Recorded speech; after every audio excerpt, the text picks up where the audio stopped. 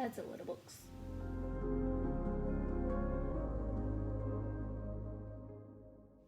Hey, it's Starzy, and today we're going to be doing a book haul. So I think the last time I did a book haul was actually in the middle of last year. So it's been a year and a half. That's what we're going through. I feel like comparatively, especially to like a lot of people on BookTube, I don't buy books that often, but I've definitely purchased more in the past year than is usual for me. But like as usual, significantly majority of my reading this year was like through the library, but I still have acquired a bunch of stuff. So we're gonna go through that and try not to be here all day. There is like a big mix of genres and stuff like that as well.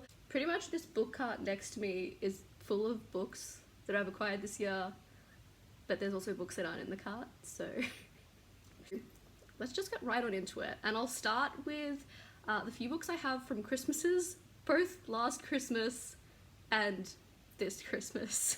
So last Christmas I did receive a collection of Jane Austen's novels. So Sense and Sensibility, Pride and Prejudice, Mansfield Park, Emma, Northanger Abbey, Persuasion, and Lady Susan are all in here. So that, I have this. It's also nice and floppy. I don't think I need to really go through Jane Austen classic novels. The only one I've read previously is Pride and Prejudice, and that remains so. I have not read any more this year. The other book that I did receive for Christmas last year was Certain Dark Things by Silvia Moreno Garcia. This is a horror with vampires. I believe it's set in Mexico City. I have started this, but I don't really need to get back to it. The cover's beautiful. I love vampire stories.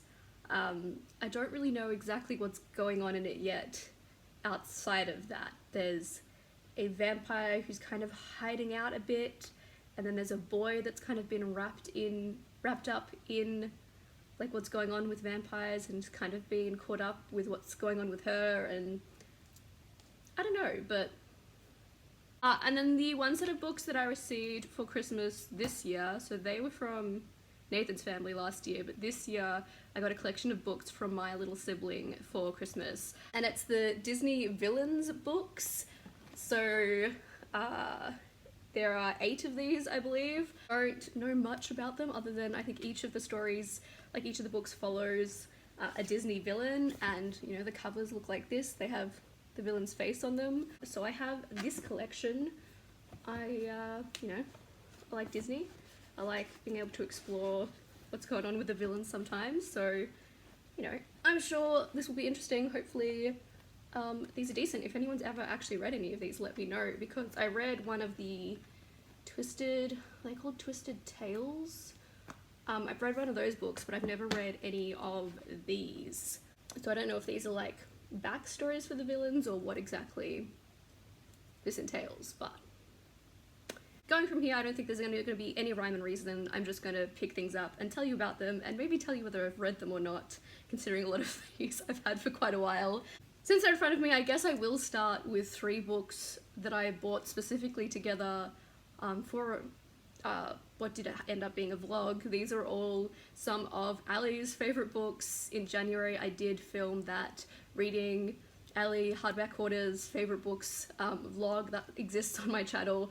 So I have 3 of those physically. So I have Invisible Monsters by Chuck Palahniuk, which I don't even know how to describe this book. It's a wild book. It goes in a lot of different directions, but at the heart of it there's like a model who's been in an accident and has been kind of disfigured, and how things go from there.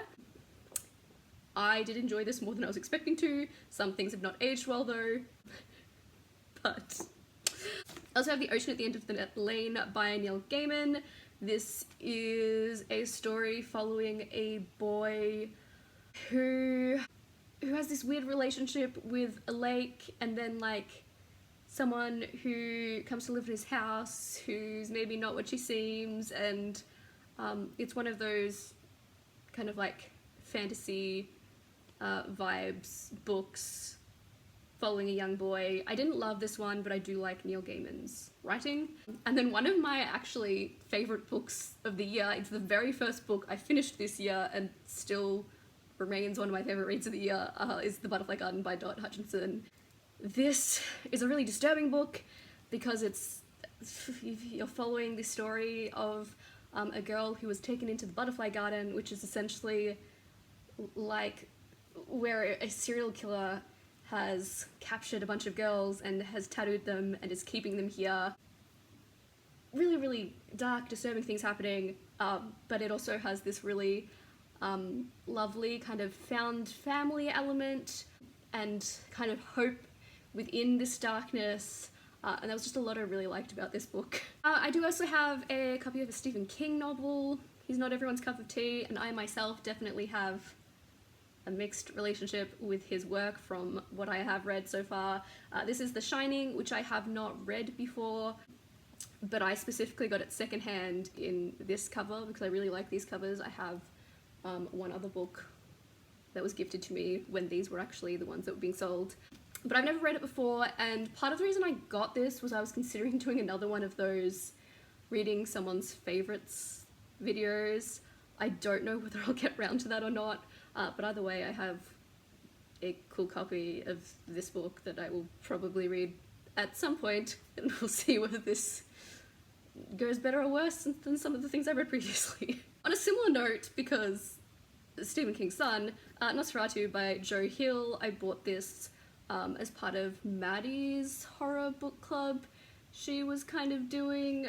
This involves like a car with the number plate Nosferatu that kind of like takes children and they disappear. It's also kind of like, I guess it's like a messed up Christmas book in some ways as well, if I'm remembering this correctly. Another thing I had very mixed feelings about, I did read this, it has some elements that I think had potential, but there was also a lot of things that I had big problems with in this book, especially when it came to like women and things like that, which is also present in King's work.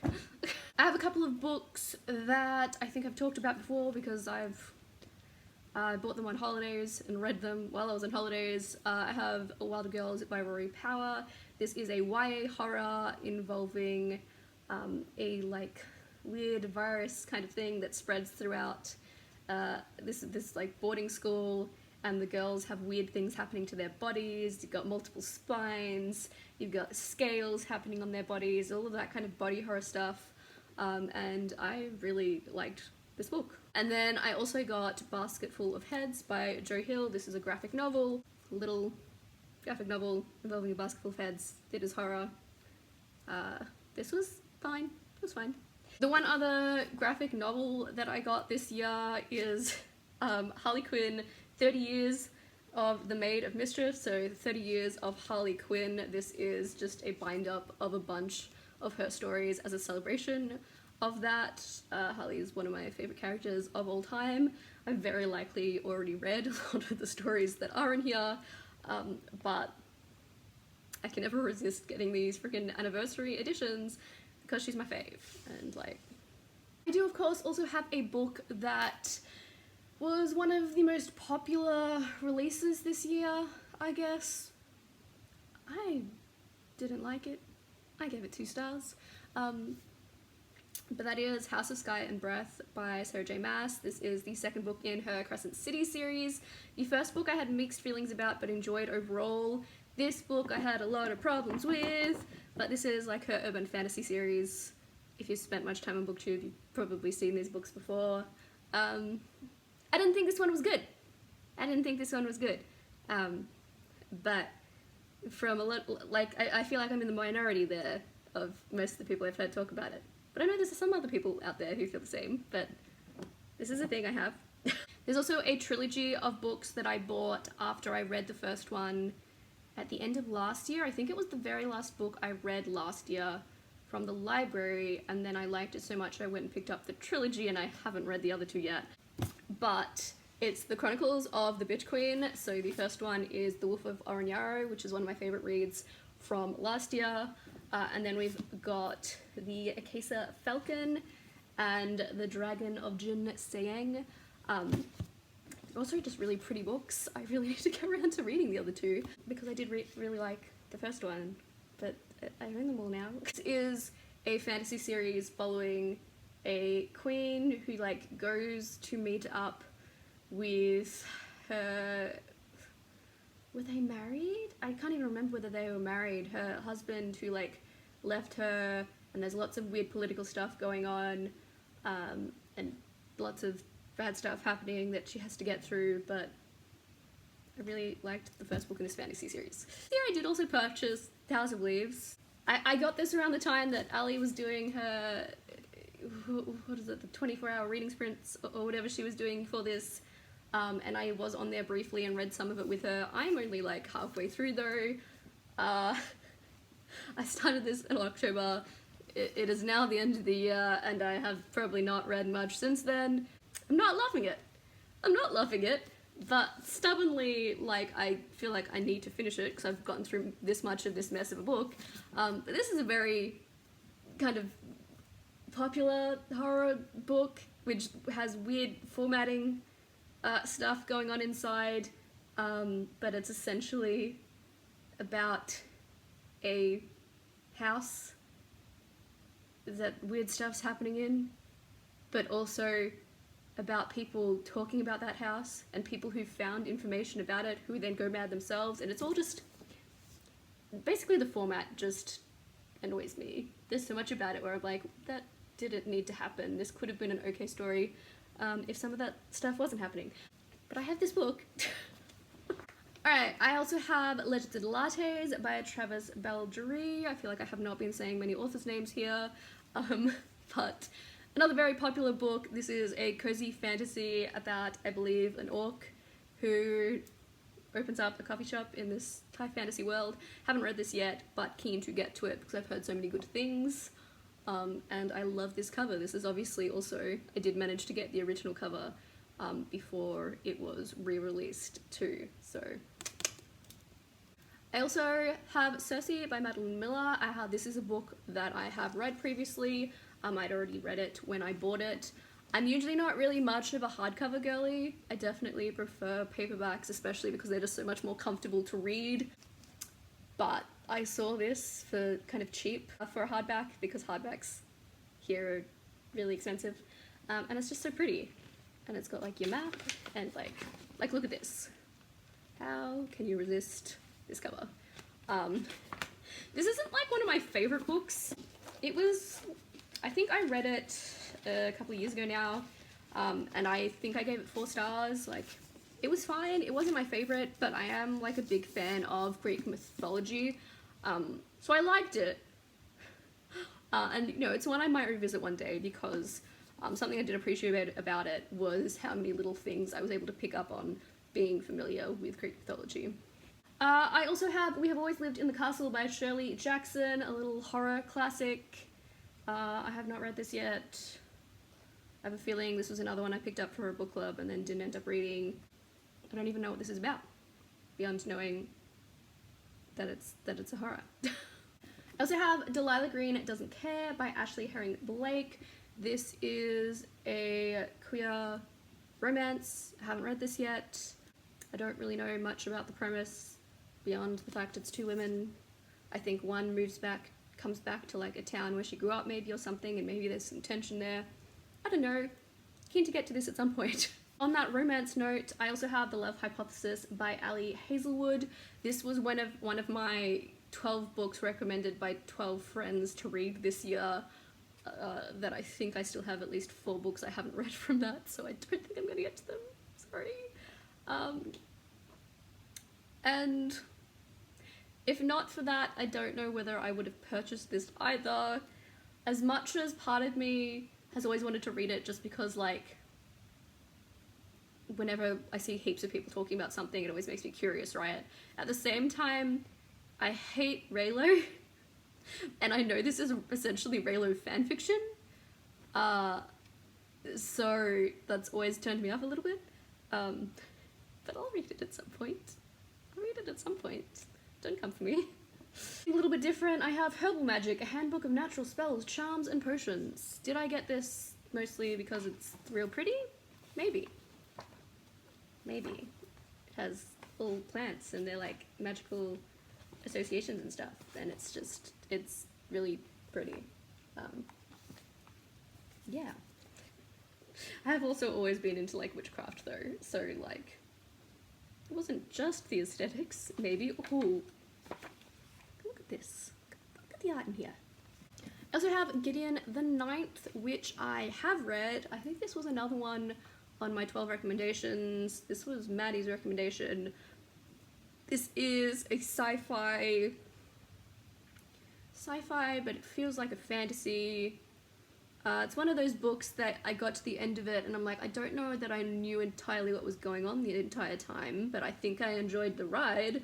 But we're following Gideon, who kind of has to go along to this place where people start dying and there's weird stuff going on, and there's a necromancer and other stuff. Also, I know a lot of people like talk about this as lesbian necromancers in space, which like technically not wrong, but I think people oversell the romance aspect of this, and some people have definitely gone into this not expecting the right thing. It's very much a weird plot heavy book. I actually have another Stephen King book. I have Stephen King's Sleeping Beauties. Also Owen King was involved. I think this involves like all the women falling asleep. I don't know, something must happen from there. I ended up with this because where I was working last year, there was a bunch of books there and it was like, you know, gold coin donation and take a book. So I picked this up. I don't know, it's a massive book, so I don't know when I'll get to this. And again, I've had that mixed King experience, but I have this massive book. I have The Autistic Brain by Temple Grandin, exploring the strength of a different kind of mind. This is a little more science heavy than I think I was expecting when I picked it up. I've like glossed through some of it, and there are reasons that I own this book. That is all. It's non-fiction, if that wasn't obvious. I also have In Focus Tarot, your personal guide. Until picking this up at this moment, I kind of forgot that I bought this because I haven't looked at it at all. But, you know, this goes through the tarot cards and what they're supposed to mean, etc. And what is this envelope at the back? There's an envelope at the back that's like sealed that I haven't opened before. Does this have something in it? What is this? Find out together. What is this? Some poster thing? Oh, I think this is like a poster of all the cards. Oh, that's actually kind of cool. I'm someone who owns like 4 or 5 tarot decks at this point, but I have no idea how to read tarot. And I'm also someone who kind of just believes in tarot just as like a self-reflection tool. Not that it's actually going to tell you something, but it just might make you think more about stuff. It's kind of the perspective I come from, but also like tarot cards are just real pretty. This might actually be really helpful. I might be able to put this up somewhere and actually use it. And maybe I'll bring back my tarot redeem on my Twitch channel if I have something like that that is useful to help me make interpretations. Yeah, that's what this is. It's just one of those books meant to help you interpret tarot cards. I also have The Song of Achilles by Madeline Miller. Achilles. I'm just picking up books as I see them because otherwise maybe this should have been sorted with the other one, the other Madeline Miller book. But this one I have not read. I have read Circe before, but I've not read this before. This is following the story of Achilles and Patroclus. I never remember how to say his name, but I know everyone raves about this book.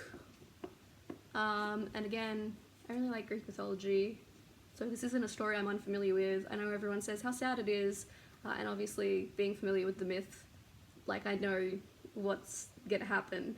But you know, I have this to get to at some point. I also have The Atlas 6 by Olivia Blake. This is a fantasy. I think it's like dark academia. I think there's a bunch of students who go to like a magic university or something. That's kind of the extent of my knowledge, beyond, again, this being a very popular book. It's also one of those books that like Ali and Vanessa and I were like, hey, we're all gonna read that book, maybe we should like buddy read and talk about it. And that never happened, as these things do. Which is why I'm forcing them to actually book club with me next year so that maybe we'll actually read things and talk about it. It's also a real pretty book.